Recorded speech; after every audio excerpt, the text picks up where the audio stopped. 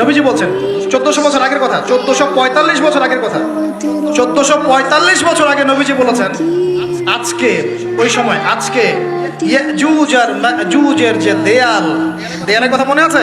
জুলকারনাইনের সময় দেয়াল, এই দেয়াল এতটুকু পরিমাণ খুলে দেয়া হয়েছে, এতটুকু পরিমাণ খুলে দেয়া। 1400 কত বছর আগে? নবী সাল্লাল্লাহু আলাইহি ওয়াসাল্লাম একদিন ঘুম থেকে উঠলেন ভয়ে পেয়ে, আতঙ্কিত। নবীজি ভয়ে পেয়ে আতঙ্কিত হয়ে ঘুম থেকে উঠে বলছেন লা ইলাহা ইল্লাল্লাহ, লা ইলাহা ইল্লাল্লাহ, ওয়াইলুল লিল আরব, ওয়াইলুল লিল আরব মিন শাররি ক্বাদ ইকতারাব। আরব জাতির জন্য ধ্বংস, আরব জাতির জন্য ধ্বংস। কি ভয়ঙ্কর ফিতনা ধেয়ে আসছে ওদের দিকে, কি ভয়ঙ্কর ফিতনা ধেয়ে আসছে। এবং তিনি হাতের ইশারা করে দেখালেন এইভাবে যে আজকে, নবীজি বলছেন 1400 বছর আগের কথা, 1445 বছর আগের কথা, 1445 বছর আগে নবীজি বলেছেন আজকে ওই সময় আজকে ইয়াজুজ আর মাজুজের যে দেয়ালের কথা মনে আছে? জুলকারনাইনের সময় দেয়াল, এই দেয়াল এতটুকু পরিমাণ খুলে দেয়া হয়েছে, এতটুকু পরিমাণ খুলে দেয়া। 1400 কত বছর আগে? তখন তার স্ত্রী বলছেন আনুহলিক ওয়া ফিনা সালিহিন, আনুহলিক ওয়া ফিনা সালিহিন ইয়া রাসূলুল্লাহ, হে আল্লাহর রাসূল সাল্লাল্লাহু আলাইহি ওয়াসাল্লাম, আমাদের মধ্যে ভালো মানুষরা থাকা সত্ত্বেও কি আমরা ধ্বংস হয়ে যাব? আপনি যে বলছেন ওয়াইলুল লিল আরব, আরবদের জন্য ধ্বংস। নবীজি বলছেন নাম, হ্যাঁ নাম, হ্যাঁ ধ্বংস হয়ে যাবে।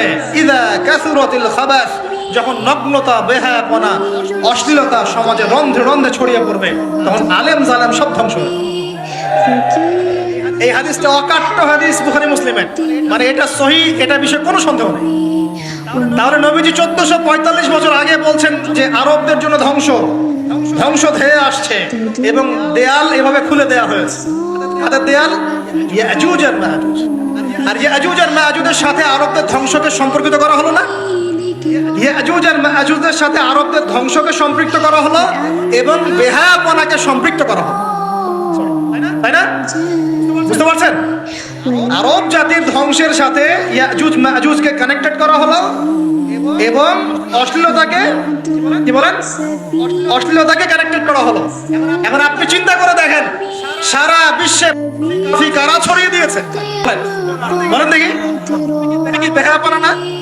সমাজের ইযা কাসুরাতিল খাবাস, যখন সমাজের রন্ধ্রে রন্ধ্রে বেহায়াপনা ছড়িয়ে পড়ে নাই? মিলান, হাদিসটা মিলান।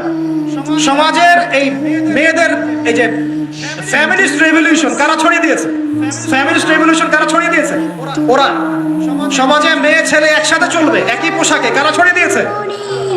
সমাজে মেয়েদের বেপরদায় চলার এই সংস্কৃতি কারা ছড়িয়ে দিয়েছে? মাদক আর সুদের সংস্কৃতি কারা ছড়িয়ে দিয়েছে? জেনা, ব্যভিচার, পর্নোগ্রাফি, এগুলো কারা ছড়িয়ে দিয়েছে?